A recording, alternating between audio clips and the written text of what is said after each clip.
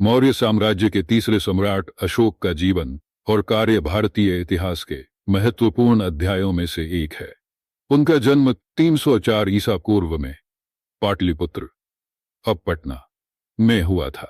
अशोक मौर्य साम्राज्य के महान सम्राट चंद्रगुप्त मौर्य के पोते और बिंदुसार के पुत्र थे।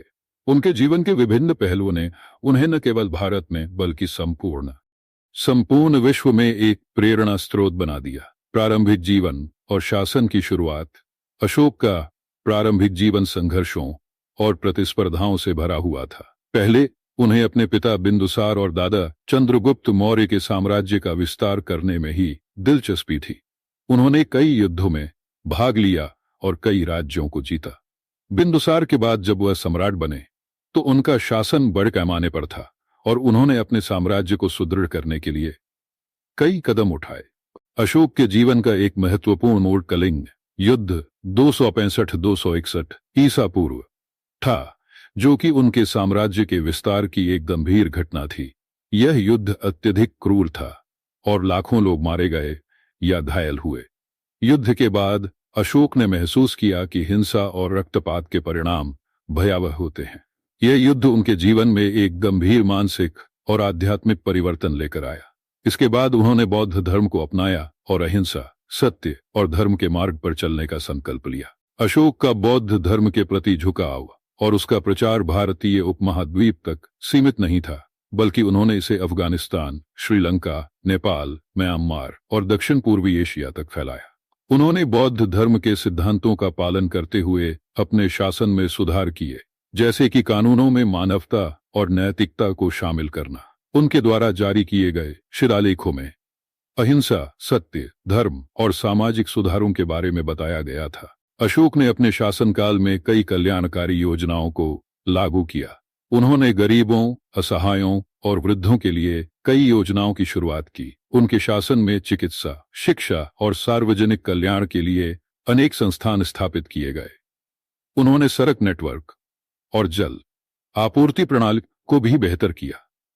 उनके द्वारा किए गए प्रयासों से मौर्य साम्राज्य समृद्ध हुआ और लोगों की स्थिति में सुधार आया।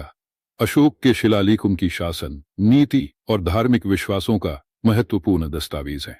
ये शिलालेख पत्थर पर खुदवाए गए थे और मौर्य साम्राज्य के विभिन्न हिस्सों में पाए जाते हैं। इन शिलालेखों में धर्म, न्याय और सामाजिक व्यवस्था के बारे में अशोक के विचार व्यक्त किए गए थे। इनमें से कुछ प्रसिद्ध शिलालेख उत्तर भारत, मध्य भारत और दक्कन क्षेत्र में पाए गए हैं। अशोक का बौद्ध धर्म में धर्मांतरण न केवल एक व्यक्तिगत अनुभव था, बल्कि यह उनके शासन के पूरे ढांचे को प्रभावित करने वाला कदम था। बौद्ध धर्म के प्रति उनकी आस्था गहरी थी और उन्होंने इसे अपने शासन की नीति में समाहित किया। उनके द्वारा अपनाए गए धर्मशास्त्र और आचार संहिता ने समाज में अहिंसा, दया और सद्भावना के मूल्य को बढ़ावा दिया। अशोक का शासन लगभग 40 वर्षों तक चला। उनकी मृत्यु 232 ईसा पूर्व में हुई। उनकी मृत्यु के बाद मौर्य साम्राज्य धीरे धीरे कमजोर होने लगा, लेकिन अशोक की विरासत आज भी जीवित है। उनके द्वारा किए गए सुधार, उनके शिलालेख और बौद्ध धर्म के प्रति उनकी निष्ठा ने उन्हें इतिहास में एक महान सम्राट के रूप में स्थापित किया। सम्राट अशोक का जीवन संघर्ष, परिवर्तन और सुधारों से भरा हुआ था। उनका शासन भारतीय इतिहास में सबसे महान और मानवतावादी शासन माना जाता है। उन्होंने अपने जीवन में जो परिवर्तन किए, वह न केवल उनके समय के समाज के लिए बल्कि आने वाली पीढ़ियों के लिए भी प्रेरणादायक हैं। उनका और समाज के लिए अमूल्य रहेगा।